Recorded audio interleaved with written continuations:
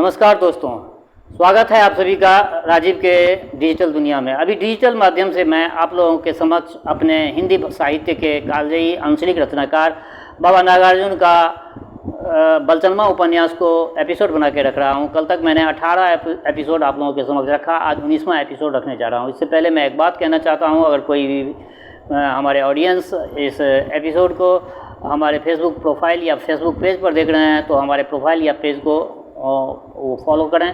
और यदि आप लोग मेरे इस वीडियो को मेरे YouTube चैनल मैथिली सिनेही पर देख रहे हैं तो मेरे चैनल को सब्सक्राइब करें। मेरा उद्देश्य यह है कि आप लोगों को ये साहित्यिक जो भी ये रचना सब है, ये रचना मैं मोबाइल के माध्यम से आप लोगों को तक पहुँचाऊँ। तो लीजिए आज का ये 19वां एपिसोड। मुझे तब तक कोई खास बात खैरात के बारे में कहाँ मालूम हो सकी थी। सिर हिलाता हुआ मैं उस अनाथ औरत की ओर आंखें फाड़ फाड़ कर देखने लगा। क्षण भर बाद बोला, जाने दो चाची, क्या होगा, अब पता लगाकर राक्षस के पेट में जो गया सो गया। फूल बाबू पर उसके बाद मुझे और असरदा हो गई। कांग्रेस के बारे में सोचने लगा कि स्वराज मिलने पर बाबू भैया लोग आपस में ही दही मछली बांट लेंगे। जो लोग आज मालिक बने बैठे हैं, आगे वह भी तरमाल वही उड़ाएंगे। हम लोगों के हिस्से सिट्ठी ही सिटी पड़ेगी। राधा बाबू पर श्रद्धा बढ़ गई क्योंकि वह सोशलिस्ट हो गए थे। बरहमपुरा जाकर मैं 4 रोज़ उसके साथ इसी बीच में रह आया था। उसने बड़े लीडर से बातचीत तो भला क्या करता, मगर देखा कि अब वह धोती कमीज पहनने लगे थे, दाढ़ी तीसरे दिन बनाने लगे थे। सुना है कि आश्रम छोड़कर शहर में डेरा जमाएंगे। रूपलाल कुछ समझदार था, अब वही राधा बाबू के साथ रहता। उससे मालूम हुआ कि कांग्रेस के अंदर ही इन लोगों का एक अलग दल बन गया है। इस दल में बूढ़े लीडर नहीं है, सभी जवान है। गांधी महात्मा से किस बात में सोशलिस्ट का मेल नहीं खाता है। गांधी महात्मा से किस बात में सोशलिस्ट का मेल नहीं खाता है। अंग्रेज राज न कांग्रेस चाहती है, न सोशलिस्ट ही चाहते हैं। लेकिन गांधी महात्मा कल कारखाना के खिलाफ है। वह उसके भी खिलाफ है कि सेठों, जमींदारों, राजाओं, महाराजाओं के जमीन जायदाद और धन संपदा छीन कर उसे लोगों में बांट दिया जाए। बूंद भर भी लोहू नहीं बहाना चाहिए। मार खाना ठीक, मरना ठीक नहीं। लब दब कर अपनी बात मनवाना चाहिए। सच्चाई पर रहोगे और अपनी मांग पर अड़े रहोगे तो एक दिन जालिम का भी दिन जरूर पसीजेगा। गांधी महात्मा नुकसान किसी का नहीं चाहते, न गरीब का न अमीर का। वह कांग्रेस में भी कढ़ाई का बर्ताव नहीं रखते हैं। वो कांग्रेस में भी कढ़ाई का बर्ताव नहीं रखते। उनका कहना है कि एक न एक दिन अंग्रेज़ों की मति फिर फिरेगी, तब वे अपने आप मुल्क छोड़कर चल देंगे। उनको जास्ती परेशान मत करो। इस पर भैया सोशलिस्ट का क्या कहना था। उनका कहना यही था कि 2-4 साधु महात्मा के गिड़गिड़ाने से अंग्रेज का दिल कभी नहीं पसीजेगा। समूची जनता आपस में भेदभाव बुलाकर उठ खड़ी होगी, तभी अंग्रेज यहाँ से भागेगी। समूची जनता कैसे आपस का भेदभाव भूलेगी, कैसे एक होगा। लोगों को जब विश्वास हो जाएंगे कि जमींदार महाजन की फाजिल धन संपदा उन्हीं में बढ़ जाएगी, रोजी रोटी का सवाल हल होगा। बच्चों की पढ़ाई लिखाई, बुढ़ापे की बेफिक्री, खान पान और रहन सहन का ठौर ठिकाना, दवा दारू, पथ पानी का इंतजाम, यह सब सभी के लिए सुलभ होगा। दरभंगा के महाराज हो चाहे पटना के लाट साहब, मुफ्त का खाना किसी को नहीं मिलेगा। सबको काम करना पड़ेगा, सब दाम पाएगा। लूल, अपंग, बूढ़, बेकार सबकी जिम्मेदारी सरकार को उठानी पड़ेगी। पैसे के बल पर कोई किसी का बंधुआ गुलाम नहीं बन सकेगा। मैं बोला, ठीक ही तो कहते हैं सोशलिस्ट भाई। जिनका हर फार उनकी धरती, जिनके हुनर उनके हाथ में उसी का कल कारखाना। रूपलाल, हाँ बालचंद, कमाने वाला खाएगा, इसके चलते जो कुछ हो। सोशलिस्टों के बारे में उस रोज़ जितना कुछ मुझे मालूम हुआ, अभी उतने से ही मेरा दिल उछलने लगा। भैया कहो ना, कैसी अच्छी बात थी। फूल बाबू पटना में एक बार नमक बनाते वक्त खूब पिटाए थे। तब भी गांधी महात्मा के पंथ की वह बात मेरी समझ में नहीं आई थी। इस तरह तो तुम पिटाते पिटाते बेदम हो जाओगे, एक भी काम नहीं होगा। राधा बाबू की रहन सहन, बात विचार में तो फेरफार हुआ है। इससे उसकी स्त्री भी तृप्त मालूम हुई। घर आने लगा तो बाबू ने कहा, क्या करता रहता है गांव में बैठकर। बाएं हाथ की उंगलियों से मेरे दाहिने कान को वह हौले हौले मसलने लगे। मैं सौचा कर खड़ा हो गया। क्षण भर बाद वह फिर बोले, 2 महीने बाद मैं मापुरा आने वाला हूँ, खबर कर दूंगा तो ज़रूर मिलना। इशारे से मैंने हाँ कहा और चला गया। इसी महीने में गांधी महात्मा की अगुवाई हुई। मैं, चुन्नी और राम खेलावन उसकी दर्शन करने मधुबनी पहुँचे थे। भारी मेला जुट गया था भैया। 50,000 लोग आए थे महात्मा को देखने। फूल फल केला अरनेवा, हाथ का कटा हुआ सूत, खुशबूदार धान की बालियों के गुच्छे, लौकी बैगन चढ़ाने के लिए न जाने कितनी किस्म किस्म की चीज़ वस्तु लोग ले आए थे। खद्दर भंडार के पास वाले मैदान में ऊंची जगह बनाई गई थी, उसी पर गांधी जी बैठे हुए थे। हम शीशम के पेड़ पर चढ़े तभी उनको भर आंख हम देख पाए। राम खिलौना पेड़ पर चढ़ना नहीं जानता था, वो यूं ही ऊंचा कर अपने आप पर खींचता रहा, साथ ही कोसता भी रहा, मगर इसमें हमारा क्या कसूर था। पलथी लगाए बैठे थे महात्मा, उसकी बोली हमारे कानों तक नहीं पहुंच रही थी। हाँ, दाहिना हाथ उठाकर बार बार कुछ समझा रहे थे, वह साफ लोक रहा था। घर लौटते लौटते रात हो गई थी। माँ खा पी कर सो चुकी थी। सुगनी मेरा बाट जो रही थी। ऐसा ही होता था। लाख समझाने बुझाने पर भी मैं इस बात के लिए राजी कहाँ कर सका कि खाने पीने में मेरा इंतजार न करे। जरकाला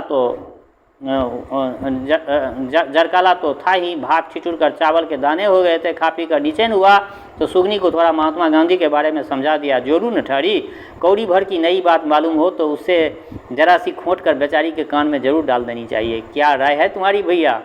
अगले बैसाख में छोटी मलकैन के लड़के का जनेऊ हुआ। काफ़ी भोज भात, खूब रमन चमन। मैंने और कल्लर ने मिलकर आम का एक पेड़ काटा, उसके 2 तने थे। फाड़ कर हमने चेरियों का ढेर लगा दिया। 20-25 मन से कम का तो क्या रहा होगा। मालिक का घराना था। कार्य परोजन के दिन थे। मालिक ने मुझसे अकेले में माफ़ी मांग ली थी। उस साल मेरी बहन के साथ वैसा सलूक करके उन्होंने मेरे मन को हमेशा के लिए फाड़ दिया था। किस मुंह से उस शख्स के लिए मुझसे माफ़ी मांगी, उस शख्स ने मुझसे माफ़ी मांगी। मैं तो भैया दंग रह गया था। मलकैन पर मुझे उतना गुस्सा कभी नहीं आया जितना इस पतित पर। उपनयन के रोज़ मुझे गुलाबी रंग की रंगी हुई 2 धोतियाँ मिली। मलकैन के हाथों से माँ को 12 हाथ की साड़ी भी मिली थी। 16 ठो तो छागर की ही बलि चढ़े थे। 4 खसी पीटे थे। 4 रोज तक हवेली मसुएन महकती रही। भगवती की पिंडी के सामने दीवार पर खून के फव्वारों की निशानी। हवेली के अंदर तक तुम अब भी देखोगे। हमारे तिरुतिया ब्राह्मण औकात रही तो लड़के के जनेऊ बड़ी धूमधाम से करते हैं। ढोल ढाक, रसन चौकी, नटुआ, रंडी का नाच, कीर्तन, थिएटर, भेड़ों की लड़ाई, जैसे जैसे पंडितों का शास्त्रार्थ क्या नहीं होता है, सब होता है भैया। तमाम रिश्तेदार बुलाए जाते हैं। नाते की औरतें का और लियावन होता है। गांव की ओर कभी कभी पड़ोसी गांवों की बिरादरी को भी जिवाया जाता है। छोटी जात वालों की तकदीर में उनका जूठन और बचा हुआ बासी ही पड़ता है। यहाँ भी वही हुआ भैया। फूल बाबू अब भारी लीडर हो गए थे। साइकिल से आए, मरबा पर थोड़ी ही देर बैठकर जनेऊआ का रस्म रिवाज देखते रहे और उठे तो घेरे घेरे मलकैन ने नाश्ता कराया। फिर वह फौरन चल पड़े। उनकी माँ का लियावन हुआ। वह 5-6 रोज रही थी। कुछ और खेत मैंने बटाई पर ले लिया। फूदन मिसर की विधवा जानकी ने अपनी उपजाऊ जमीन का एक टुकड़ा मुझे बटाई पर दे दिया। यह 4 कट्ठा था। उसमें मिसिर जी, जब से मिसिर जी मरे तभी से छकोड़ी चाचा इस खेत में उपजाता आया था। सूखा हो चाहे महीनों मेघ बरसे, यह ज़मीन कभी धोखा नहीं देती थी। फी कट्टा मन भर धान तो होता ही था। समय समय पर अगर अच्छा हुआ तो फिर पूछो ही मत। फिर तो 8 मन से कम उपजता ही नहीं था। मगर पिछले 2-3 वर्षों से वह छकोड़ी चाचा से संभल नहीं रहा था। 2 जवान लड़के बंगाल में नौकरी कर रहे थे। काम चलाने लायक रुपया भेजते रहते थे। अपनी उम्र 70 पार कर गई थी छकोड़ी चाचा की। बेचारे ने कई बार घाट पर राह चेक कर मुझसे जब कहा कि तो मैं राजी हो गया। बात यह थी कि मेरा बाप गाढ़े वक्त पर छकोड़ी के काम आया था। गाय बंधी थी। सावन का महीना, रात का वक्त करैत आकर बेचारी को डस गया। जहर रग रग में फैलने लगा। गाय रंभा उठती थी। छकोड़ी ताड़ी पीकर उस रोज बेहोश पड़ा था। औरत बाल बच्चे लेकर नैहर गई हुई थी। माँ के श्राद्ध में सुबह होते होते अभागी जीव के प्राण डूब गए। छकोड़ी को गोवध का प्रायश्चित लगा। वहीं पंडित भुवन झा ने 50 रुपये लिए, तब जाकर पतिया लिखा था। सिमरिया घाट जाना पड़ा। मैं चोटी के बाल कटाने पड़े। बाल गोबर निगलना पड़ा। दान दक्षिणा करनी पड़ी। घर लौटकर सत्यनारायण भगवान की कथा सुनी। बिरादरी को और समाज को तब जाकर छकोड़ी का छुआ हुआ पान प्रसाद गरहाज हुआ। और भैया मेरा बाप ऐन मौके पर 100 रुपया नहीं दिए होता तो छकोड़ी चाचा रामपुर छोड़ छाड़ के भाग गया होता। बाबू मेरा ढाका से 2 साल पर आया था। छकोड़ी आकर उसके पैरों पर गिर पड़ा और रोता हुआ बोला, लालचंद जो चाहे सो लिखवा लेना, लेकिन ना मत करो। भीत से टकरा कर कपार फोड़ लूँगा और मर जाऊँगा।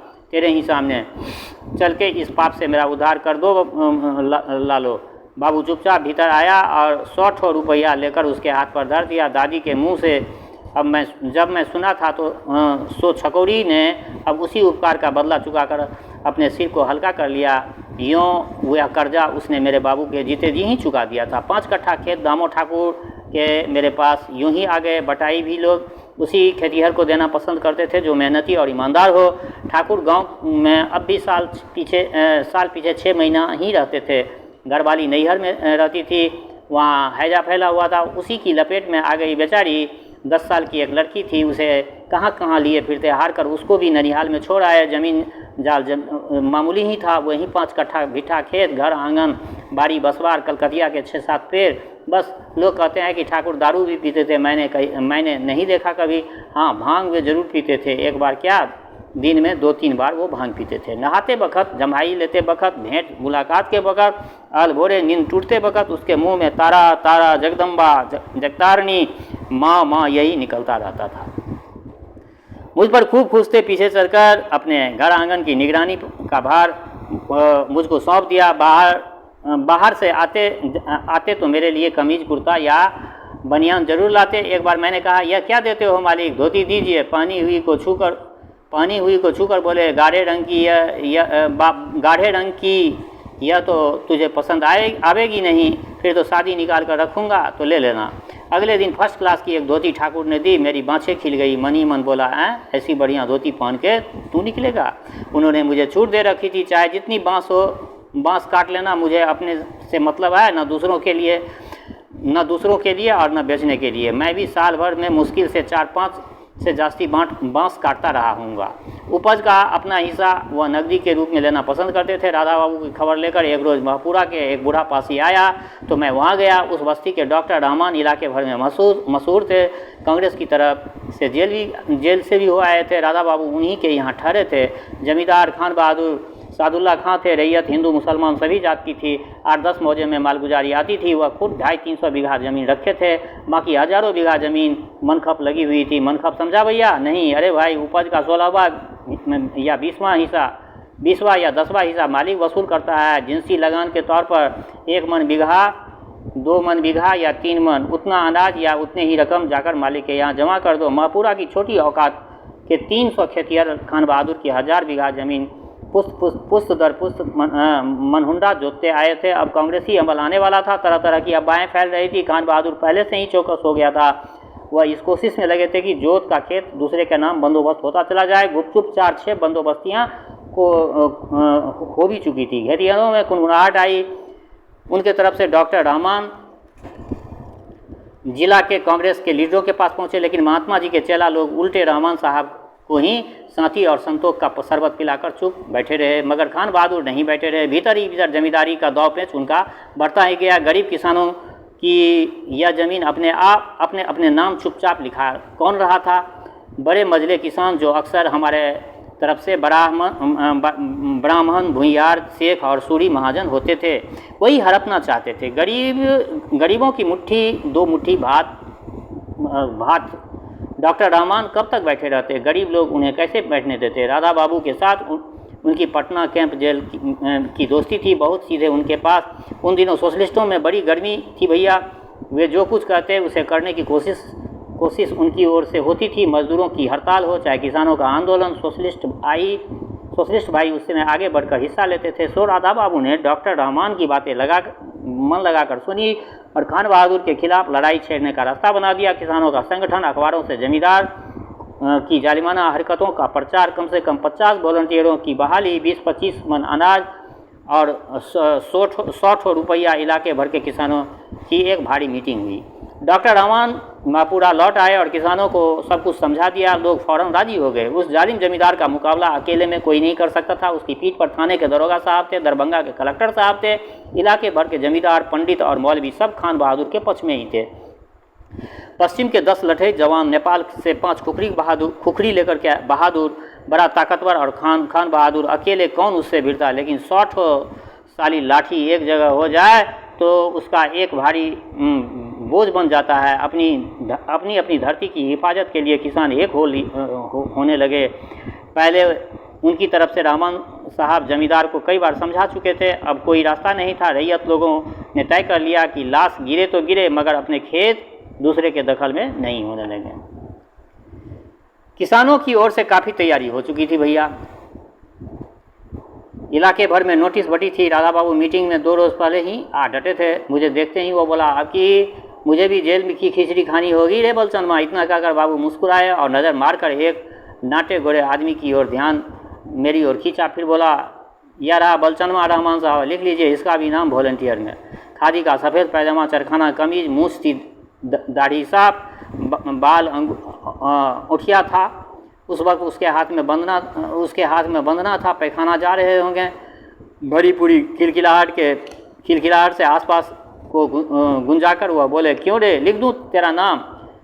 कह तो दिया एक बार। चश्मा खोलकर उसे हाथ में लेते हुए राधा बाबू ने कहा, जाइए पखाना से हो आइए। तब धोती के छोर से उन्होंने चश्मा को साफ किया। फिर नाक पर बिठाते हुए बोले, 3 रोज़ अभी यहाँ तुझे साथ रखूँगा, फिर छुट्टी, जा। आश्रय देखा तो क्या यहाँ भी आश्रम है? मैं चौंक कर इधर उधर ताकने लगा। आस पड़ोस में साफ सूफ मकान थे। छोटे छोटे धूरों पर 2-3 जगह मुर्गे दिखाई दिए। 1 मुर्गी भी थी। जरा हटकर भीत के आड़ में काले रंग की कुतिया पिल्ली हड्डी चाट रही थी। बथान पर 4 तंदुरुस्त बैल काठ की लंबी नाग में मुंह डाले सानी भूसी खा रहे थे। दूसरी ओर भूरे रंग की नाटी घोड़ी बंधी हुई थी। भूसी के ढेर में 2 हठ बैल, बैठक में 2 कुर्सियां, एक तख्तपोश, एक मामूली अलमारी जो बंद था। आले पर दवा की गोलियों से भरी कुछ शीशियाँ, रबर की नली, सफ़ेद डब्बा खूटी में टंगा था। भैया, आखिर डॉक्टर का बैठक खाना था ना। अपना औजार किसके घर नहीं होता? जो मुझे घर बुला लाया था वहीं से ले गया। अब आश्रम की ओर। गांव से बिल्कुल बाहर बगीचे के पास दूर से ही देखा, बांस की चिपाटी पर लाल झंडा फहरा रहा था। नगीच जाकर एक नज़र उसकी ओर, लाल झंडे की ओर, 2 औजारा के निशान की ओर दिखाई पड़ा। एक निशान था हंसुआ का, दूसरा हथौड़े का। हंसुआ के सूने पेट पर, हथौड़े का मथा। आश्रम क्या था? घास फूस की टेपरेली मरैया थी। खाकी जंगिया और लाल हाफ कमीज पहने 2 नौजवान अंदर बैठे थे। ईंटों का चूल्हा, मिट्टी की हांडी, रसोई बोल रही थी खुद ब खुद, खदबद खुदबुद। बूढ़े रहमान बाप की बिना ब्याही बेटियों की तरह आम की सूखी टहनियाँ फटे फटे बांस के साथ जल रही थी। उसका धुआं ही उतना ही कड़वा था भैया। वॉलंटियर भाइयों से देर तक मैं बातें करता रहा। उनसे मैं जल्दी ही हिल मिल गया। मैं रोजी रोटी की लड़ाई के बहादुर सिपाही थे। वे सब रोजी रोटी की लड़ाई के बहादुर सिपाही थे। सोशलिस्ट पार्टी ने उन्हें दरभंगा से भेजा था। मेरी ही बात, वह भी गरीब माँ बाप का बेटा था। एक ब्राह्मण था, दूसरा ग्वाला। उम्र भी उनकी मेरी जितनी थी। उनके यहाँ जात पात का कोई फर्क नहीं था। एक का नाम था दिनेश, दूसरे का नाम था सुरजा। दिनेश ने मुझे चूड़ा फाँकने को दिया और कहा, भूख लगी होगी कॉमरेड, डाल लो तब तक पेट में कुछ। कॉमरेड, यह तो मैंने पहली बार सुना था। लाज के मारे इसका मतलब मैं मालूम नहीं कर सका, लेकिन 2 दिन बाद मालूम हो गया। कॉमरेड का मतलब है लड़ाई का साथी। एक ही मोर्चे के 2 फौजी जवान एक दूसरे को कॉमरेड कहकर बुलाते हैं। हमने हक के लिए लड़ने वाले हम गरीबों के लिए कॉमरेड से जास्ती प्यारा कोई लफ्ज़ था ही नहीं। थोड़ी देर बाद लौटकर मैं राधा बाबू के पास आ गया। उनकी धोती और कमीज को साबुन लगाकर कचार दिया। बाहर कपड़े फैलाते ही उधर खाना हाजिर। ब्रह्मपुरा आश्रम के कई महीने रह चुका था। मुसलमानों का छुआ खाना खाने से परहेज नहीं था, लेकिन इतना डर जरूर लगा कि बिरादरी का कोई लोग देख लेगा तो खबर गांव घर पहुंच जाएगी, नाहक बखेरा खड़ा होगा। इसी से थाली उठाकर बैठक खाने के अंदर वाले रूम में चला गया। वहीं खा लिया। खेसारी की दाल और भात था। तरकारी थी झिंगनी की। भैया, मुसलमानों के यहाँ जैसा बढ़िया खाना बनता है वैसा बढ़िया और कहीं नहीं। बाजी तो नहीं बदोगे? माँ को खबर करने की छुट्टी मांगी तो बाबू ने हंसकर कहा, हाँ रे, जानता हूँ तू किसको खबर करने जाना चाहता है।